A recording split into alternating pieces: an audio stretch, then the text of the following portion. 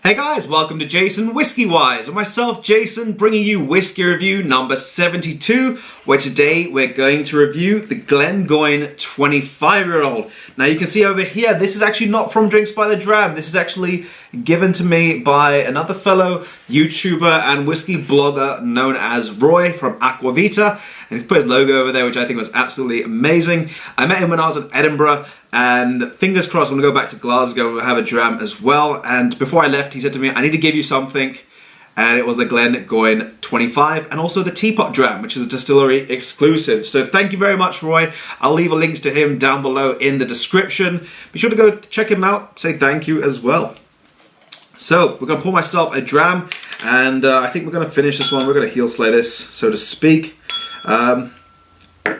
And we're going to review the Glengoyne 25. Now, if you don't already know, I just came back from my visit to the distillery. We did quite a few distilleries in Scotland, and Glengoyne was by far the standout of the 7 distilleries I did in the 4 days. So we'll start off by my review style structure. Wow, this is a 25-year-old whiskey bottled at an ABV of 48% ABV.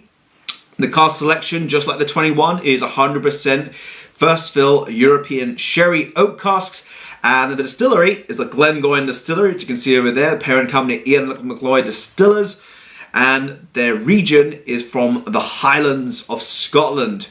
Now, the price on this bottle, which actually that bottle there, is £240 here in London, in the UK.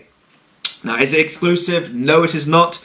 It is part of the core range, and it is the oldest whiskey from the Glengoyne core range portfolio. And do they use caramel colour? Well, like all the other Glengoynes, they don't. Look at that nice, dark, deep colour. That is looking so sweet. So, no caramel colour added to this whiskey, which means we're going to begin the review and start by assessing the colour. So, looking at the colour on this one, it is much more darker than the 21. Those 4 years do an absolute wonder for this whiskey. I'm going to go with a mahogany on this one because this reminds me of a very rich whiskey.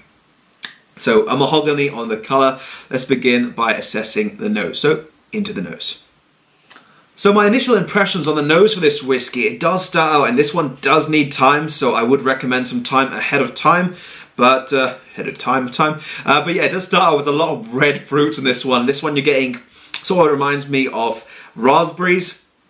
Not so much the apple note in the beginning, but you're getting also red plums and a lot of red fruits sort of just introducing themselves on the nose of this whiskey. You're getting the ABV, and it is punchy, it's a little bit stronger at 48%. It is showing itself on the nose even after some time.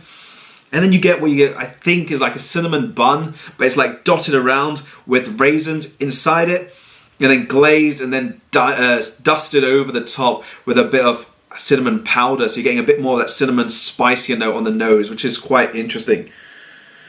You also get a little bit of notes of darker fruits after that, after it's settled out a little further. Dark fruits now, dates, looking at prunes, a bit of raisins again, and then it makes its way into a slightly interesting nose. Rather interesting on the end there. You get a nice sort of, reminds me of old polished leather, a little bit of a note of even a little slight sweet spice that's sort of working its way around. Brown sugar, definitely over the top of that. And this is this heavy sort of muscovado brown sugar. And then a slight sweet tobacco, very sweet but subtle sweet tobacco note just on the end of the nose.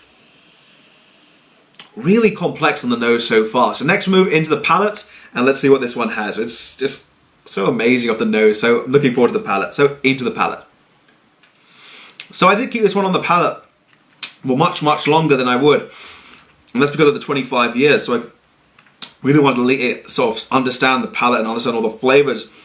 It does start off with a medium full, very similar texture to the 21, but this one gives a massive entry, and it just very bold punch of spices, mouth watering almost very quickly and instantly, and you get these sort of, I'd say, wood spices coming in, a bit of allspice, mild cloves, cinnamon, all just making themselves present, but probably cinnamon bark more than anything. You get a nice oiliness as well about it, and a little bit of nutty character of walnuts. And then you get a little presence of oak, and then it gets slightly bitter midway, And then it sort of reminds me of notes of like dark chocolate, but like a very bitter, rich dark chocolate, 90% or even up to 9900. Very powerful dark chocolate. And that slightly dries the palate. So I'm going to have a second sip, see what other notes we can get, but that was quite intense on the first sip. So yeah, from the second sip now, again, those dark chocolate notes come in. A little bit reminds me of like a tangerine marmalade, but with a lot of zest literally thrown in it. And you're getting that nice rich citrusy note, a little waxy again. Sherried fruits now making their way through. You're getting the raisins, prunes. I'd say more dark fruits actually. Raisins, prunes, dates.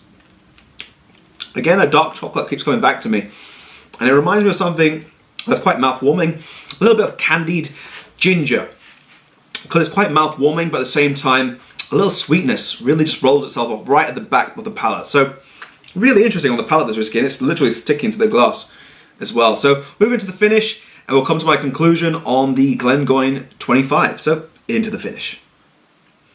So, into the finish of this whiskey, it does have a very long finish as it sort of sinks into your taste buds. You do get a spiced oak. Those red apples are now present on the finish of this whiskey. Oily walnuts. I'd say even a bit of like chocolate infused dark chocolate with hazelnuts.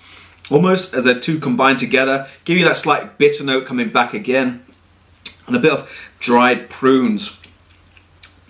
Maybe even a bit of apricots there. It's quite soft and subtle, but you get it right after you left it on the palate for a little while, right at the end of the finish. So all in all, I'm going to come to my conclusion and my rating, and I'm going back to this section on my rating card. And I'm actually going to enjoy this one a lot more. First time I tried it, I preferred the 21.